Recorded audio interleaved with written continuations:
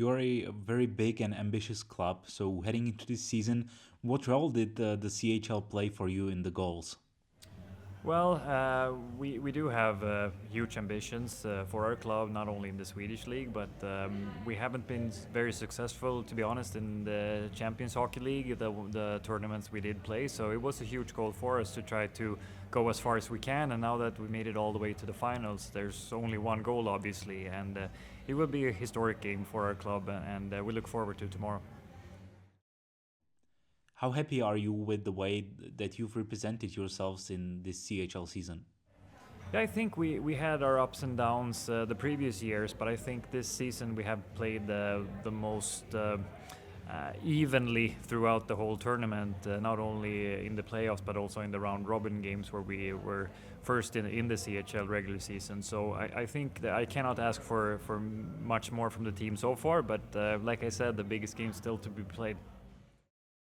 Looking back at all the teams that you faced this year in the CHL, does anyone stand out for any reason? Well, I think the semifinals against Sparta Prague was obviously the biggest challenge for us so far. I think they have a great team, and we got a big win on the road and scored a lot of goals there. So the second game was a little tilted by the score from the first game, but I think that was the biggest challenge we faced so far. But Zurich will be a step even harder. So it's, in my opinion, without having played Zurich, the two best teams in the final, which is a good thing for the CHL that we have number one and number two, I think, from the regular season in the finals. So it will be exciting to match up against them for sure. What have you learned along the way from your visits to other organizations? Oh, that's a good question. You always learn something, and when you do come out and play other opponents and get to visit other places and countries and see that it's tough to play against teams that come from different places, and you always learn something. Exactly what is hard to point out, but it makes you be a little bit more creative. You have to face different opponents that you know not so much about beforehand. So it's a good learning experience for all the players that are involved in this tournament, in my opinion. One game away from the trophy, so is it all eyes on the prize?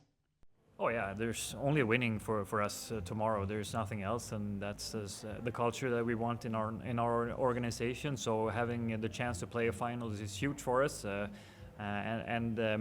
Frankly, there's not going to be many more bigger games than this during a lot of these players' careers. So I think they're up for it. I hope they're up for it, and we want to perform the best we can. And I think that's going to go a long way tomorrow if we do that. What are you expecting from your opponent in tomorrow's game?